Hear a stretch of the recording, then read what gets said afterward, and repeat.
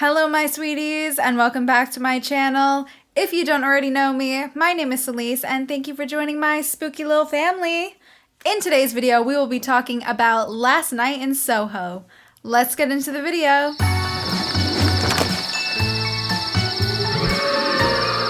Okay, so I know this film just dropped, so this review will be half spoiler free and half spoilers, and I will kindly let you know when the spoilers start so you do not have to worry. It'll also be marked in the video. Directed by Edgar Wright, starring Thomasin McKenzie, Anya Taylor-Joy, Michael Aho, Matt Smith, and Diana Rigg, Last Night in Soho follows an aspiring fashion designer who is mysteriously able to enter the 1960s, where she encounters a dazzling wannabe singer. But the glamour is not all it appears to be, and the dreams of the past start to crack and splinter into something darker. Ugh, same girl. I dream of Anya Taylor-Joy every single night too. So I think I'd like to start off this review by simply saying that this is the first Edgar Wright film to have a female protagonist, and guys, I wish this would have happened sooner. I am a fan of Edgar Wright's films and his style,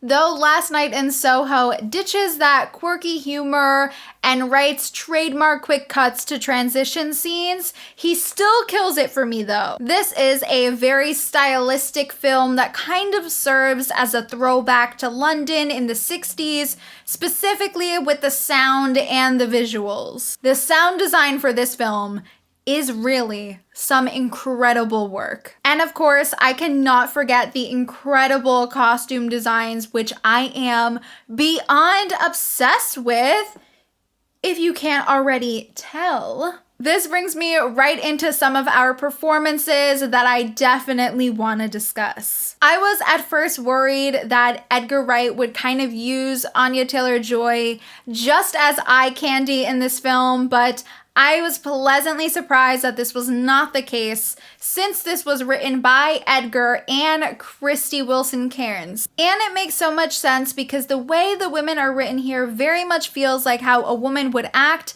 and not how men think women act. Anya is absolutely mesmerizing, and I believe 100% that she was a woman from that era. A great performance from her, even though we do not get as much for her to do in this film as we do her co-star Thomasin McKenzie. Thomasin is one of those actresses that is very natural, and there is something so innocent and vulnerable about her. It's honestly perfect casting because she was truly a star here. And not to mention, every single time her and Anya shared a scene, it was electric. Woogie, woogie, woogie. I absolutely love watching actresses feel super confident and comfortable in their roles.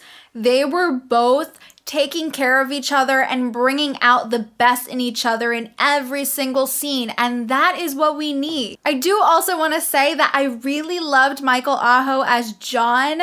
Him and Thomasin both had great chemistry. They both, again, have such a natural charm, and I honestly can't wait to see him in other films. I think he is definitely going to be a big name in the future. I would also like to point out that I enjoy the overall direction of this film.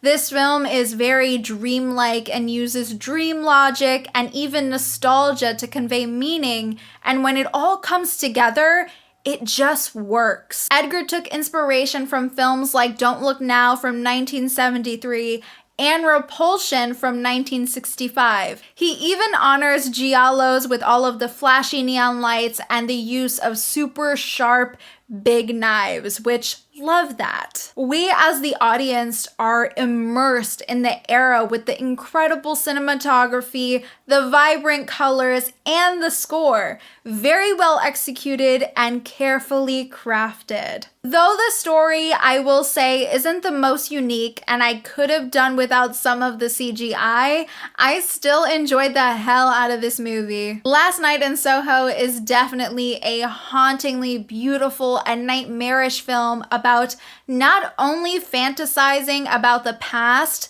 but the true dangers of escaping reality and how a dream of yours could be so easily shattered and destroyed. Honestly, just so fucking good. Okay, so now I am going to get into some spoilers for the film. So if you have not seen it yet, you should probably skip to my final thoughts and rating now. Okay, so I'd like to talk about some specific scenes I really enjoyed. It would definitely have to be when Eloise is seeing Sandy being stabbed by Jack.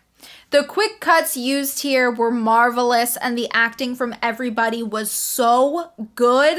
Everybody was just straight fire in this scene. Oh my god. Though while I can talk about how amazing the acting is and everything, I do want to point out some things that were a bit confusing to me that I didn't really like, but I mean, it didn't ultimately ruin the film, so I could get past it. In the final act, when it is revealed that Miss Collins is indeed Sandy, I was kind of confused as to why she thought Eloise was against her and decided to poison her tea. Now, I obviously get that she was concerned because Eloise spoke to the cops, but Eloise was focused on trying to get justice for Sandy, thinking that she was brutally attacked by Jack. I mean, Eloise was literally always on her side, knowing that all these sleazy trash men were ruining Sandy night after night. And you could definitely state the obvious saying, well,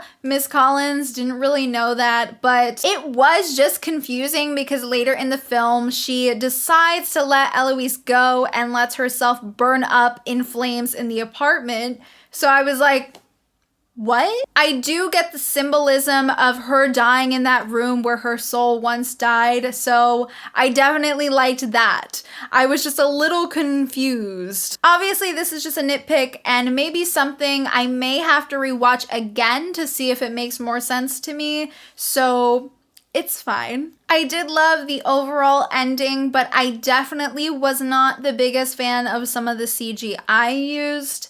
I kind of feel like some of it would have benefited from practical effects, but again, that is just a nitpick from someone who prefers practical effects over CGI. With seeing the style and knowing the dreamlike quality of the film, the CGI definitely still works just fine, and it definitely looks pretty, so I'll take it. In terms of the twist, I personally did not see that coming, but there are some subtle hints that give it away when looking back, which I would love to share with all of you. So at the beginning of the film, when Eloise first goes to the apartment to check it out and she agrees to stay there, Miss Collins tells her that she will need to keep the plugins during the summer as the smells will rise, referring to the drains. This is definitely referring to all of the bodies of the men hidden within the walls and the floorboards. There was also another foreshadowing later in the film when Eloise is looking for Sandy's missing persons case in the library.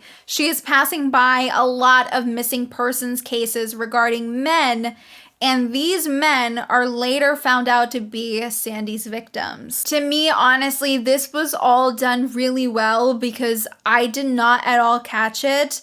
And I think I'm usually pretty decent at predicting stories.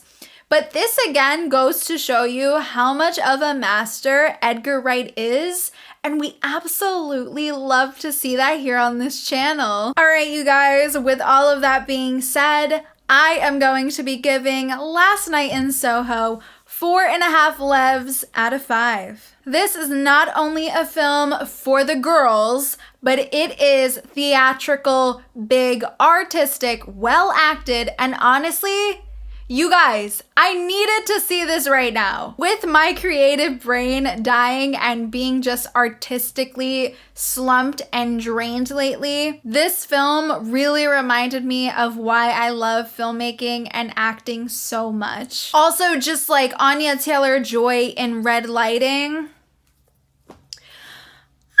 All right, you guys, that is it for today's video. Thank you so much for watching. Don't forget to like and subscribe as it really helps me a lot. And be sure to click that little notification bell to be up to date every single time I upload. Be sure to look down at my description box as it has links to my Patreon, which has really cool perks, and all my other socials. Thanks so much for watching, and I will see you guys in the next one. Bye.